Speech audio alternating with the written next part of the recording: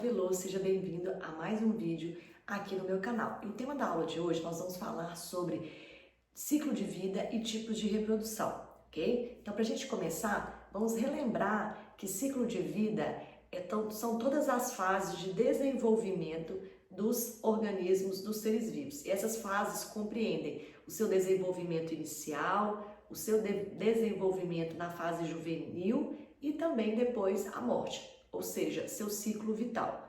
Cada ser vivo ou cada grupo de ser vivo tem um desenvolvimento específico. Então, se a gente pegar como comparação a nossa reprodução dos mamíferos, quando a gente nasce, nós já nascemos com todos os órgãos. O que vai acontecer? A gente só vai desenvolver.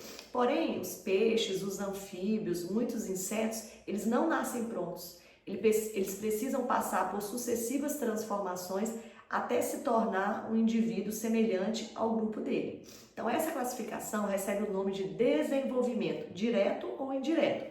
No caso, a gente, que já nasce pronto, só vai crescer, só vai desenvolver-se, recebe o nome de desenvolvimento direto, ou seja, não tem estágio larval. Já dos anfíbios, de muitos insetos, das borboletas, dos peixes, recebe o nome de desenvolvimento indireto. E essas transformações pelas quais esses animais vão passar no seu corpo, essas transformações físicas, corporais, recebem o nome de metamorfose. Então, metamorfose significa transformação. Então, esses seres vivos que passam por essa metamorfose, a gente fala que tem um desenvolvimento indireto, ok? Na natureza, a gente costuma falar também, além desses dois sentidos aí de desenvolvimento direto ou indireto, a gente também tem um critério classificatório chamado de fecundação, porém são critérios diferentes. Desenvolvimento está relacionado se o indivíduo ele vai passar por estágios larvais, como por exemplo ovo, larva, pupa, casulo, crisálide, indivíduo adulto ou a fase de girino nos anfíbios. Já a fecundação diz respeito se os gametas serão lançados dentro do corpo da fêmea ou se serão lançados no ambiente. Então, são critérios classificatórios diferentes. Então, a fecundação interna é quando o macho deposita os gametas dentro do corpo da fêmea. Fecundação externa, quando macho e fêmea lançam seus gametas na água. E uma característica dessa fecundação externa, como é lançado na água, tem vários obstáculos do ambiente, como por exemplo correnteza, locais onde esses gametas podem se esconder, ficar oculto ali, e até mesmo outros animais que podem se alimentar desses gametas. A quantidade de gametas lançados na fecundação externa é muito maior do que a quantidade de gametas lançados na fecundação interna. Um outro conceito que nós também trabalhamos foi as características da reprodução sexuada e da reprodução assexuada.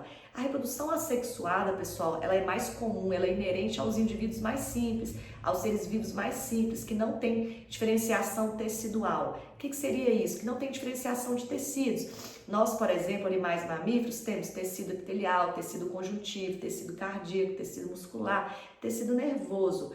Então, a gente tem uma complexidade tecidual. Já os indivíduos mais simples, como por exemplo, uma bactéria, não tem tecido, é um organismo que tem uma célula só, e outros animais invertebrados, por exemplo. Então, a reprodução assexuada é aquela que o indivíduo sozinho, ele se reproduz. Não precisa da participação do macho, não precisa da participação do gameta. Então, o indivíduo sozinho, ele vai se reproduzir e vai gerar cópias idênticas a ele, que são chamados de clones. Então, essa reprodução para a natureza, ela não é muito interessante, porque caso um indivíduo desse tenha uma mutação, uma alteração genética, todos os seus clones terão a mesma mutação. Então, a gente costuma falar que na reprodução assexuada não há variabilidade genética, ou seja, não há seres vivos diferentes. E para a natureza, essa variabilidade genética é interessante. É interessante ter seres vivos diferentes. Já na reprodução sexuada, é a reprodução que envolve gametas, que envolve cópula, que envolve o óvulo, o espermatozoide. Então, essa reprodução, ela está relacionada com a variabilidade genética, porque são dois materiais genéticos, são dois seres vivos diferentes, que liberam seus gametas e acontecem a fecundação. O que seria essa fecundação? A junção desses gametas masculino e feminino. Qual que é o resultado da fecundação? É o zigoto.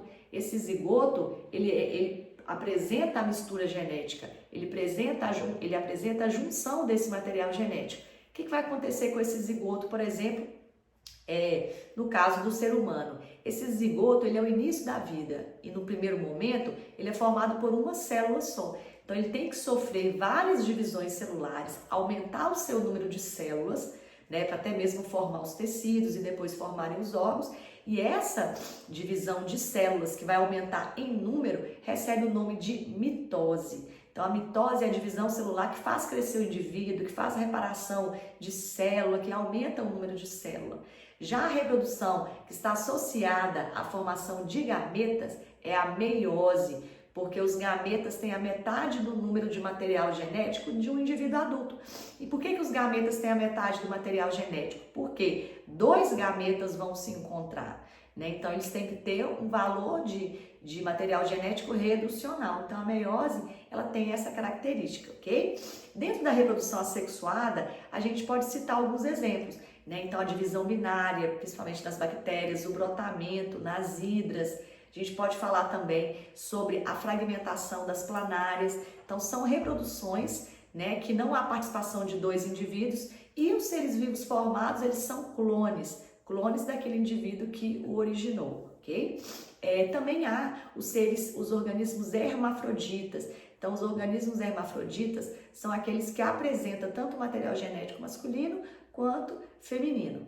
E o que seria a fecundação? A fecundação ou fertilização é esse momento onde haverá a mistura desse material genético de dois seres vivos diferentes. Então, se a gente fizer uma comparação com as plantas, que também se reproduzem de forma sexuada e assexuada, quando a gente relaciona o grão de pólen, né? Então, a gente relaciona a reprodução pelo grão de pólen. Vocês têm que lembrar que o grão de pólen, ele armazena o gameta masculino da planta. Então, a reprodução que acontece por meio da polinização, por meio do grão de pólen, é uma reprodução sexuada.